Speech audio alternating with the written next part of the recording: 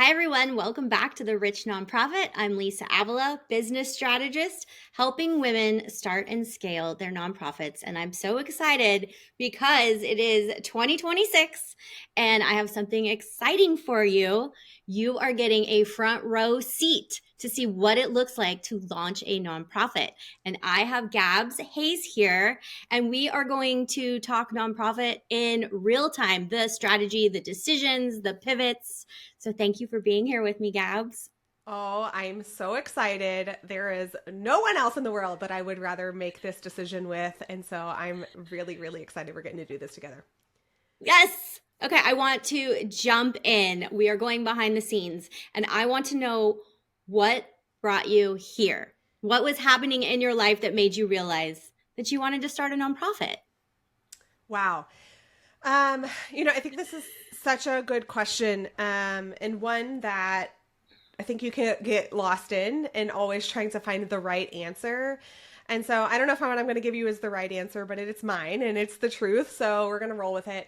I have been an entrepreneur for the last 6, 7 years at this point. I've run several different small businesses, and something always felt off to me about the work that I was doing and the impact I was able to make.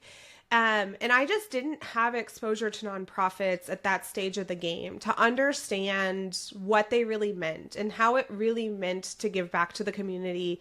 Obviously I had a fundamental understanding, but not a direct exposure to it.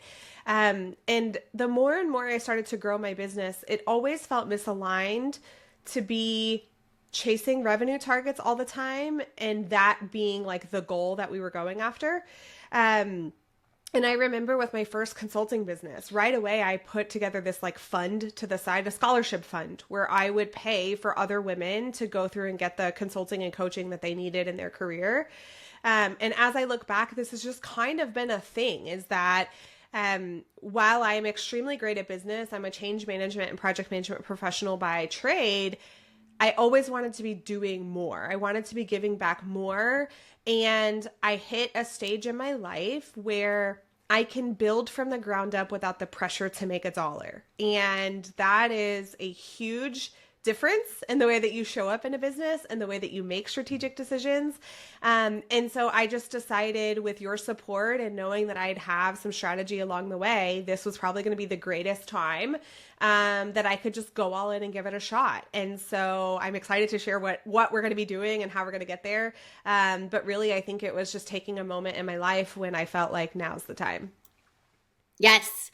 And I love that you didn't put it off because you have plenty going on. You are a mom, you are a wife, right? You're working full time. Like there's so much. So you could say, oh, maybe in 5 years, maybe in 10 years, but you have that heart because I know you that you want to help people. And so by starting now, you're only going to impact more people down the road. And starting right now, you're already impacting people and changing their lives. So thank you for starting now instead of saying, oh, I'll just push it down, kick the can down the road a little bit longer.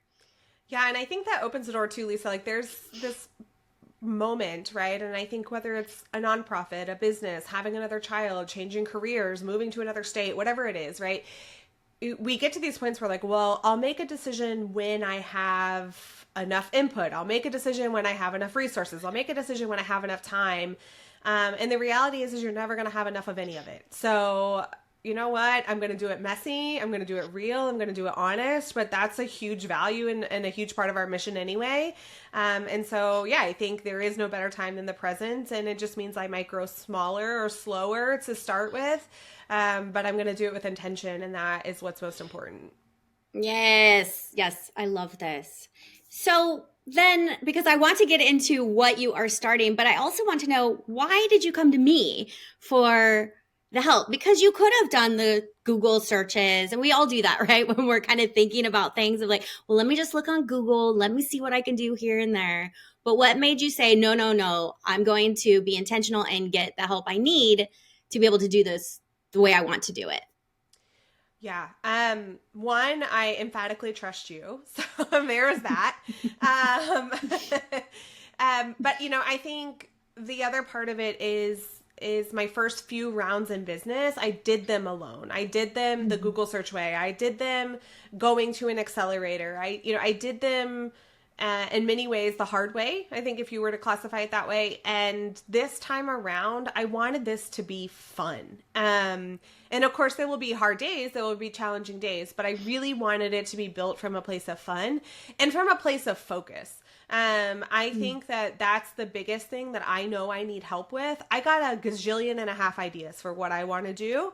And I want to touch millions of people, but I can't do that day one out of the gate. And I need someone who has been in this game, who understands what it takes to be successful in the nonprofit world. And to me, success means how many people can we reach? And I need someone who can help keep me focused, because all of the ideas that we have for the nonprofit can come to life, but there's a sequential order in which they need to happen. And I need someone to slap me on the hand when I'm leaving that order. Thank you for realizing this. I do that pretty well, but I hold space for my clients, right? Because I love you all dearly. And also, you have such big souls, such big ideas. You're creative. And that means that sometimes there are all these ideas coming at you and you don't know which one to pick up first. And so I love to put it into a plan of like, nope, not this year, not this month. Like, calm down. We will get it. Calm down. I hate when people tell me that, but it's like, we will get there. We will impact more lives. But you're right.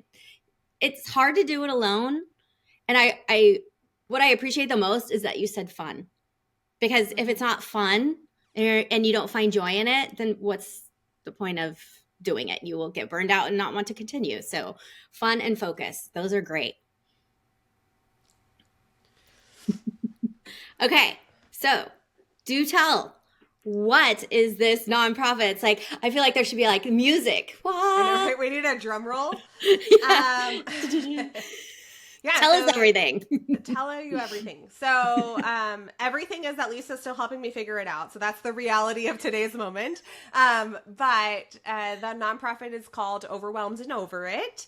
And it is specifically a space created for families who are looking to be connected again, to live a wealthier life, not just in financial terms, but in terms of memories, in terms of connection, in terms of laughter, in terms of having fun together again. And getting out of the monotony of like what it takes day to day to raise a family in today's world. And so the very first thing that we're focusing on is what we're calling core memory days, where you as a family just get to show up and make memories. That's it. I don't want you worried about how you're going to feed these kids, if they're going to behave themselves when they come out in public, if you have the capacity as a mom or a dad to navigate taking them out. I just want you to show up and have core memories. And we are specifically launching this in the end of April because part of the reason this nonprofit started is 7 years ago. I lost my youngest son, and the end of April is his birthday. So we're going to launch Core Memory Days as our annual give back event where families get to come together, because his passing was a huge wake up for our family, that we were just going through the motions and we weren't actually living together and being present with one another. And so that completely changed the trajectory of our family. And I feel like it's my duty to help others figure out how to do that as well. Beautiful. Such a great way to give back, and for your kids to see this as well, because you're a mom, you're busy. You could just, like you said, go through the motions, get through the day, take them to where they need to be, and then the years go by. And instead, you're modeling for them what family life and love and joy looks like. Yeah, and it's fascinating too, because we have relaunched our podcast also to help support this mission. Podcast is called Overwhelmed and Over It, and my kids are now co-hosts on the show. And they are answering questions about family life too. Questions that are either coming from kids or questions that are coming from parents who wish they knew what a teenager was thinking or what a 5-year-old is thinking. And it's been really fascinating and such a reward to see them quantify in their own words what quality family time means or what a quality family life means. And I'll just give you guys, one sneak preview that I think is really important for everyone to walk away from this episode with, which is it is not the quantity of time that you spend with your kids. It is the quality of time. On 3 separate occasions, all 3 of my living children have said something to the effect of, it's not about how much time you spend with us because you and dad are busy and you and dad are doing your own goals. But when we're together, we're together. And that is something that they all have independently called out. And I think when we really think about the pressure that's been put on us in today's world, we think we have to be with our kids 24/7. We have to be around them. We always have to be available. And that's when we hit that burnout and that exhaustion where we're just going through the motions. Whew, I'm getting a little teary because I don't drive my kids anymore. They all have their licenses. But it was those quick moments, the 1,000 little moments where we would have that quality time together. And they would tell me things. And they're boys, so they didn't necessarily want to talk to their mom. But looking back on that, those were the moments where I felt so close to them and I was available to them, right? We're in the car. They can't get away from me, but 100% of just listening and being there for them. And those moments, they really do shape them and they shape us as mothers. Mm-hmm. Yeah, absolutely. And I think, we get so caught up in what has to get done, what's on the to-do list, what we need to get finished, what it's going to take to get them to school tomorrow and to make sure they have a lunch and my kids wear uniforms. Do they have clean, uniforms to wear, like those kind of things. But also it's those small, tiny moments where we learn who they are as individuals. But yeah, I think that getting to know them as individual people is so important too. I think a lot of times we've taken our role as a parent is to make them happy, is to make them feel loved, to make them feel supported. And I think all of that's very true. But we also need to know what their weaknesses are, to challenge them, to teach them tools to grow, to teach them how to heal. And if all of our time and attention is devoted to them 1,000% and they don't ever have to problem solve, they don't ever have to figure out hard things, we don't ever hear those things from them in those, like you said, those little tiny moments that we think are inconsequential or insignificant in like the big grand scheme of things of life. But it's those little ones that add up that allow you to really know who each other are as people and build the family life that you're really wanting to build. Yes, and each family member is so different, right? They have their unique qualities, abilities, and that's been fun having that time to discover that in each of my kids anyway. They are so different. And also being in community like you are creating, how fun for them to be able to meet other people and to explore that and be in a safe space. One quick thing before we keep going. You didn't build your business just to make money. So let's talk about what comes next. The impact, the legacy, the way you want to show up publicly around the cause you care about. On April 29th in downtown San Luis Obispo in California, I'm hosting my Audacious Purpose event. One day in person with other female entrepreneurs to map how to build impact into your business, whether that's launching your nonprofit or foundation, creating a giving strategy, or figuring out what you want to be known for beyond just your revenue. I'm keeping it intimate so that we can do the big vision work. The link is in the show notes. I'm super excited. I hope you'll join us. All right, now back to the show.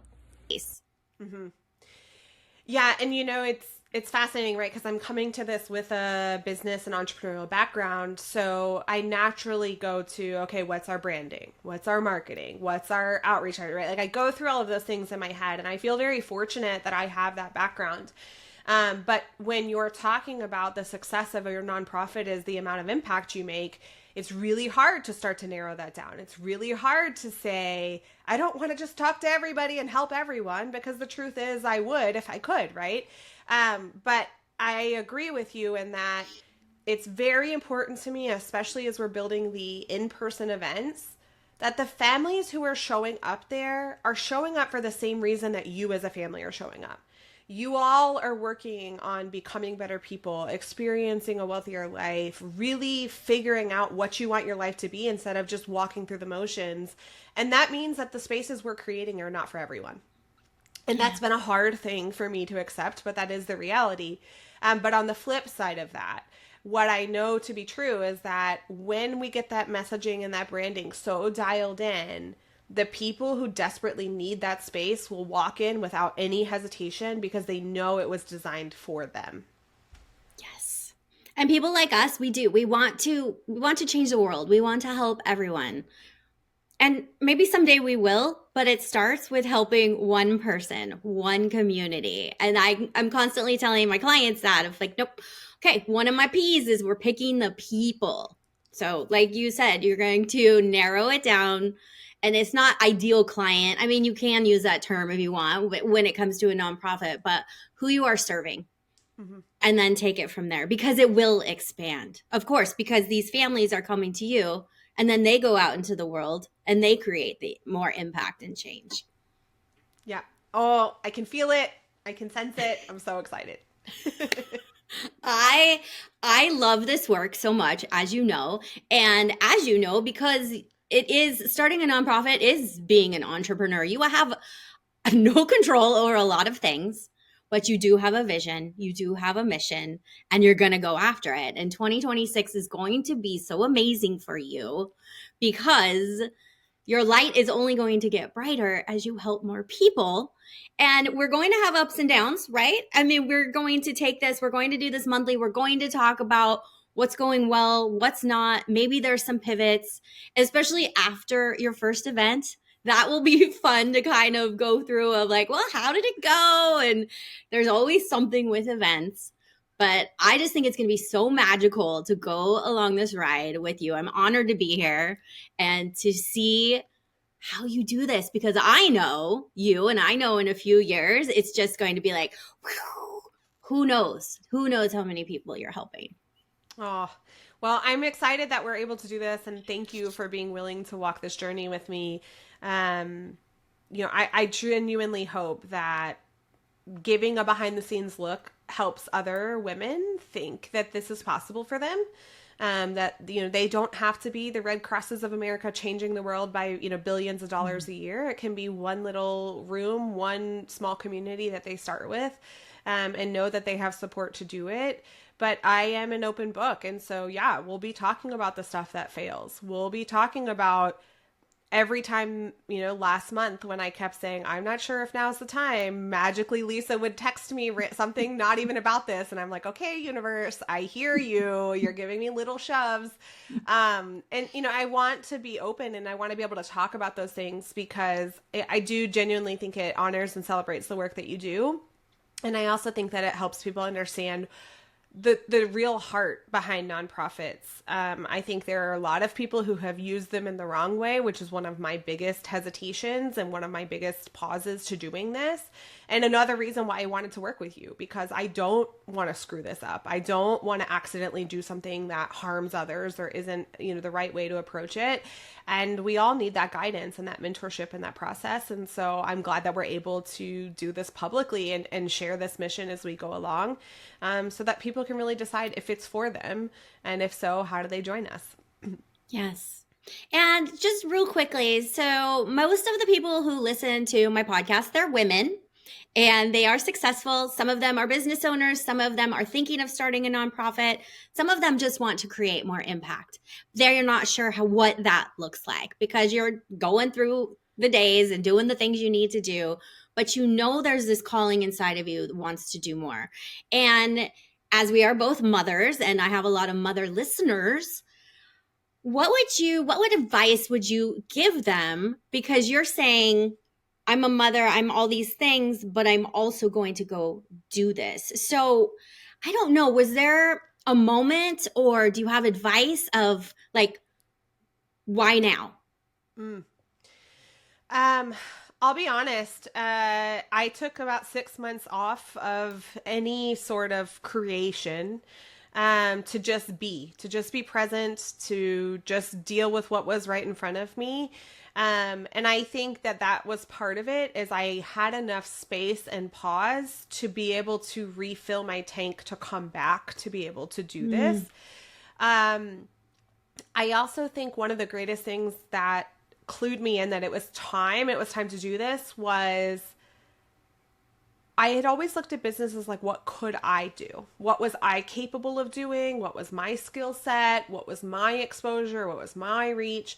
And this time around, I was very clear that like, I don't even want my name in Overwhelmed and Over It. I don't want my name in the brand or the nonprofit name, because I want this to grow beyond me. I see myself as setting up the foundation, but not being the person to take it long term to where it's going to go. And so I think if you're in this stage where you're trying to figure out, I want to make an impact, but I don't know where, how, or why, spend some time with that, because you can make a massive impact for a nonprofit that's already existing and fill your cup in that way. The only reason I'm doing my own is because there isn't one like what I'm building out there. So I felt called to be the person to create it. But I also know like we're going to partner with a lot of people along the way, because I'd be crazy to think I'm the only person who can do this or who should be doing this. And so if you are hesitant and maybe even haven't been down this road of launching something before, one, talk to Lisa. She'll tell you like, yes, you're ready. No, you're not. Here's what to focus on first. Because you did that with me several months ago when I first had this idea. You were like, these are the things you need to kind of have in order before you get started. And so I had spent some time with that before we re-engaged and got this work going. But also like, is there another nonprofit near you or around you that you are passionate about that you can spend some time in and figure out, does that fill your cup first? Or does that fuel you to want to do more? And that was part of the thing I did in that 6 months too, is I really got involved in a nonprofit that my middle daughter goes to. And once I got more involved with their mission and their work, it fueled me to want to go do my own instead of filled my cup to just be there. And I think you have to be ready to be real with yourself around which one fuels you the most. Yeah.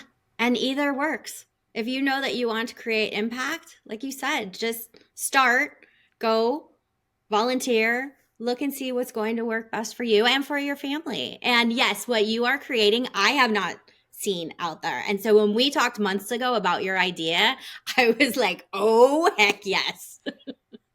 Because it's so needed and it's going to help so many families.